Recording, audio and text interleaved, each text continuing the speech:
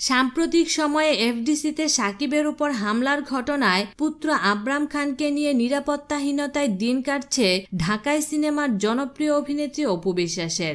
অপু জানান, সাকিব খানের উপর হামলার ঘটনার পর থেকে আবরামকে নিয়ে আমি নিরাপত্তাহীনতায় ভুগছি। ছেলেটা মাত্র পৃথিবীতে এসেছে, তাকে নিয়ে আতঙ্কে দিন কাটছে আমার। সাকিব খানের উপর হামলার ঘটনা সত্যি আমাকে ব্যথিত করেছে।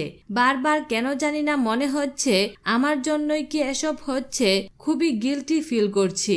সঙ্গে অপু বিশ্বাস আরও বলেন, সাকিব খান সভাপতি ছিলেন, সেক্ষেত্রে নির্বাচনের খোঁজ খবর নিতে অবশ্যই এফডিসিতে যেতে পারেন। সেক্ষেত্রে তার সঙ্গে যে আচরণ করা হলো সেটা অমানবিক।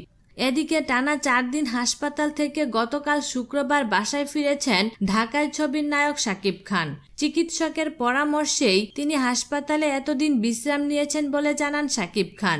সাকিব খান বলেন, আগে থেকে অনেক শিডিউল দেওয়া ছিল, প্রচুর ব্যস্ততা, যে কারণে চাইলেও বিশ্রাম নিতে পারছিলাম না।